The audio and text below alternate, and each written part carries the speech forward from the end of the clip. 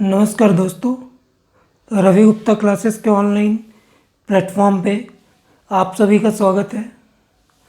आज मैं number system के कुछ इम्पोर्टेंट प्रश्न जो होते हैं उनको डिस्कस करूँगा। पहला नंबर प्रश्न है 18 की पावर 25 के कुल अभाज्य गुणनखंडों की संख्या ज्ञात कीजिए। 18 की पावर 25 के कुल अभाज्य गुणनखंडों की संख्या ज्ञात कीजिए। मैं इस हिस्से से शुरुआत करूंगा और यहाँ पे ख़त्म करूंगा, ठीक है। तो जब भी ऐसा कोई प्रश्न आए अभाज्य गुणनखंडों की संख्या ज्ञात कीजिए, तो आपका काम यहाँ जो संख्या लिखी है 18, उसका गुणनखंड करिएगा। क्या करें? गुणनखंड। तो 18 का गुणनखंड करते हैं 2, फिर 9, फिर 3, फिर 3, फिर 1। ध्यान देने वाली बात ये रखिएगा कि एक सर्वभाज्य होता है, तो किसी भी गुणनखंड में एक को शामिल नहीं करना है। किसको शामिल नहीं करना है? एक को, ठीक है। तो जब हमने 18 का गुणनखंड किया तो पहले वो 2 से कटा, फिर 3 से कटा, फिर 3 से कटा। इसलिए 18 के गुणनखंड हमें कितने प्राप्त हुए? 3। तो ध्यान दीजिएगा, नीचे की संख्या का आप गुणनखंड करिए। आपको गुणनखंड के रूप में कितने अंक प्राप्त हुए? 3 अंक। तो जो भी आपको अंक प्राप्त हुए, कितने गुणनखंड प्राप्त हुए? 3। तो उस 3 का ऊपर की पावर जो भी होगी उससे गुणा कर दीजिए। तो 3 ऊपर की पावर में 25 है, तो 25 से हमने गुणा किया तो उत्तर कितना प्राप्त हुआ? 75। तो इस प्रकार से अभाज्य गुणनखंडों की कुल संख्या कितनी होगी? 75। प्रश्न को देखते हैं। अगले प्रश्न को देखते हैं। 40 की पावर 12 के कुल अभाज्य गुणनखंडों की संख्या ज्ञात कीजिए। तो यहाँ पावर को छोड़ दीजिए, केवल बेस लेते हैं 40। मैं इस हिस्से से शुरुआत कर रहा हूँ। तो 40 का गुणनखंड करिए। अभाज्य गुणनखंड पहले 2 से किए 20, फिर 2 से किए 10, फिर 2 से किए 5, फिर 5 से किए 1। मैंने पहले ही समझाया, एक सर्वभाज्य होता है इसलिए उसे नहीं लेंगे। तो जब हमने 40 का गुणनखंड किया तो हमें इसके गुणनखंड के रूप में कितनी संख्याएं प्राप्त हुई? 1, 2, 3, 4। तो 40 के गुणनखंड करने पर हमें 4 संख्याएं प्राप्त होती है। तो उन 4 संख्याओं को लिख लेते हैं। कितनी संख्या है? 4। और पावर में जो दिया होता है उससे गुणा कर देते हैं। तो 12 चौके 48। इस प्रकार अभाज्य गुणनखंडों की कुल संख्या हमें 48 प्राप्त होगी। कितनी प्राप्त होगी? 48। 4 की पावर 5, 6 की पावर 3, 18 की पावर 7, 5 की पावर 3 में अभाज्य गुणनखंडों की कुल संख्या ज्ञात कीजिए। ऐसा प्रश्न आता है। तो मैंने बोला पावर को पहले छोड़ दीजिए, पावर से भी मतलब नहीं है। पहले नीचे जो भी संख्या है उसका क्या निकालते हैं? गुणनखंड। तो चलिए एक एक करके पहले 4 का गुणनखंड निकाल लेते हैं। तो 4 का गुणनखंड हुआ 2, 2, 1। फिर 6 का गुणनखंड 2, 3। फिर 18 का गुणनखंड 2, 3, 3, 1 और 5 का केवल एक ही गुणनखंड होता है। अब एक एक करके देखते चलेंगे। मैं सीधे शॉर्ट ट्रिक पे हल कर रहा हूँ, इसलिए विशेष ध्यान देंगे। 4 के कितने गुणनखंड हैं?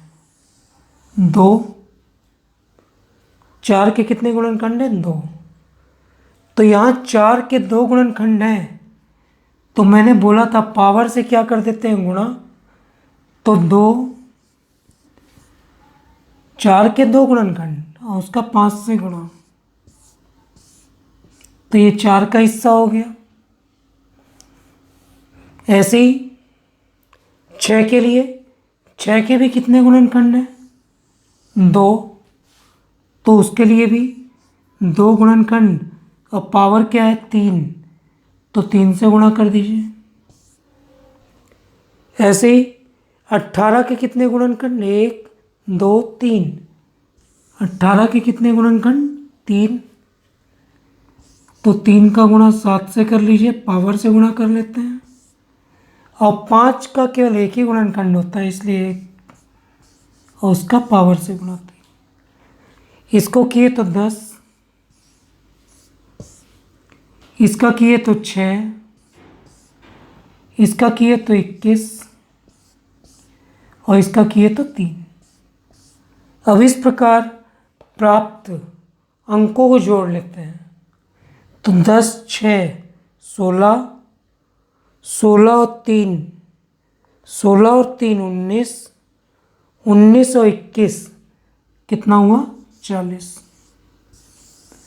तो कुल अभाज्य गुणनखंडों की संख्या 40। फिर से रिपीट कर रहा हूँ, नीचे की जो संख्याएं हैं उसका गुणनखंड निकालिए। तो 4 का गुणनखंड प्राप्त हुआ 2, तो 4 के गुणनखंड है 2, उसकी पावर से गुणा कर देते हैं, तो ये हुआ 10। 6 का भी गुणनखंड है 2, 2 पावर से गुणा किए, 3 दूनी 6।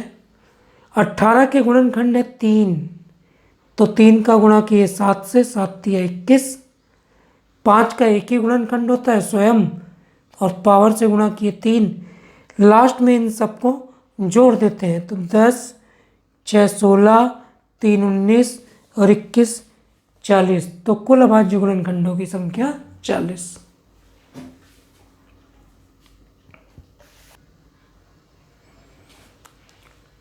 अगले प्रश्न को देखते हैं। 20 की पावर 12, 8 की पावर 7, 15 की पावर 6, 12 की पावर 9 में कुल अभाज्य गुणनखंडों की संख्या क्या होगी? तो मैंने पहले ही बताया, पावर को अभी थोड़ी देर के लिए छोड़ दीजिए, नीचे की संख्या का गुणनखंड करिए। तो 20 का गुणनखंड करेंगे 2, 2, 5, फिर 8 का गुणनखंड करेंगे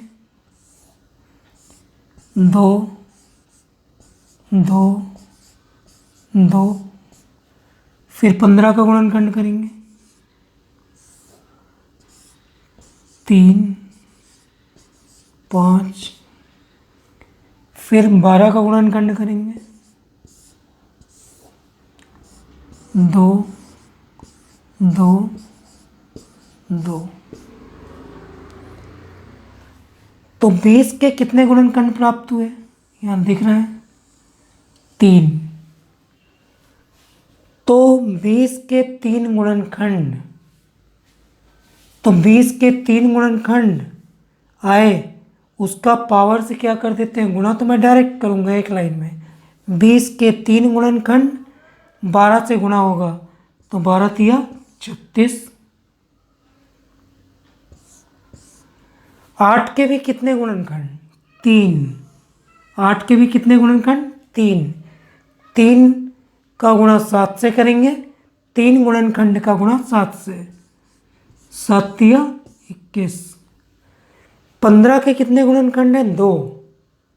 15 के 2 गुणनखंड, तो 15 का 2 गुणनखंड पावर 6 से गुणा होगा 12। 12 के 3 गुणनखंड, 12 के 3 गुणनखंड, तो उसका गुणा होगा 9 से, तो कितना हुआ? 27।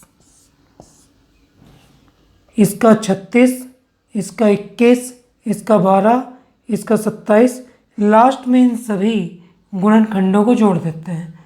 तो इन सभी गुणनखंडों को जोड़िए आप, और जोड़ने पे अंतिम रूप से प्राप्त होता है 96। तो इसका उत्तर होगा 96।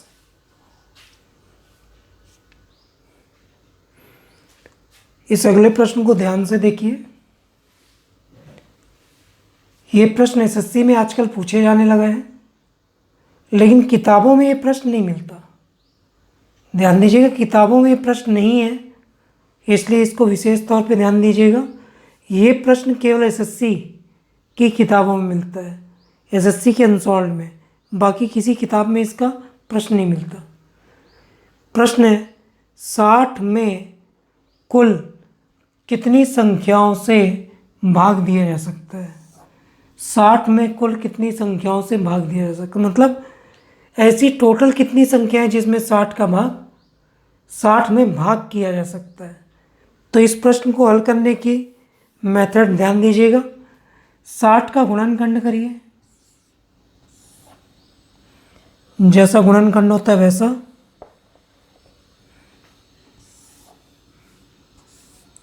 तो पहले 2 से, फिर 2 से, फिर 3 से, फिर 5 से, इस प्रकार। तो हमने 60 का गुणनखंड किया, तो यहाँ पर 2, 2, 3 और 5 इस तरह से डिवाइड हुआ। एक सर्वभाजक होता है, इसलिए उसको ध्यान रखेंगे, नहीं लेंगे। और यहाँ पे जो आपको गुणनखंड नज़र आ रहे हैं उसे, यहाँ पे जो भी गुणनखंड आपको नज़र आ रहे हैं उसे पावर के रूप में लिख लेते हैं। तो यहाँ हम लिखेंगे 2 की पावर 2 गुणे 3 की पावर 1 गुणे 5 की पावर 1। हमेशा ध्यान देंगे इसके गुणनखंड की संख्याओं को, जो भी है, 2 कितनी बार है 2 बार, 3 कितनी बार है 1 बार, 5 कितनी बार है 1 बार। अब इसकी ट्रिकी मेथड पे सीधे आ जाते हैं। सीधे संख्या ज्ञात करने का एक तरीका है, सीधे संख्या ज्ञात करने का एक तरीका है। यहाँ पे आपने जो भी पावर लिखी है उसमें 1 बढ़ाते जाइए। पावर की बात कर रहा हूँ। 2 में 1 अधिक करिए 3,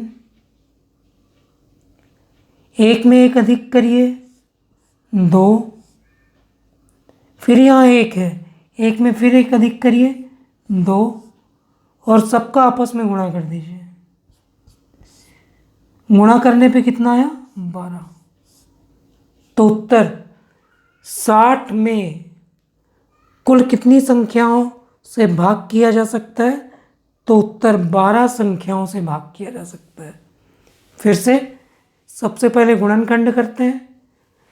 गुणनखंड में संख्या को किस रूप में लिखते हैं, पावर में। 2 2 बार आया 2 बार, 3 1 बार आया 1 बार, 5 1 बार आया 1 बार। इसके बाद यहाँ ध्यान से ट्रिक है, पावर जितनी होगी उससे 1 1 अधिक कर लीजिए। यहाँ 2 पावर लिखी है तो 3 लिखिए, 1 पावर लिखी है तो 1 अधिक 2, यहाँ पे भी 1 पावर लिखी है तो 1 अधिक 2, और सबका आपस में गुणा करिए। कितना आया 12। तो 60 में कितनी संख्याओं से भाग जा सकता है। तो उत्तर 12।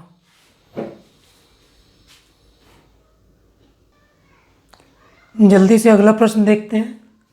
150 में कुल कितनी संख्याओं से भाग जा सकता है।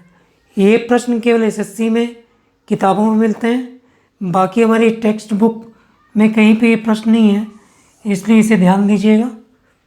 सबसे पहले 150 का गुणनखंड करिए। तो पहले हमने 2 से किया 75, फिर 3 से किया 25, फिर 5 से, फिर 5 से।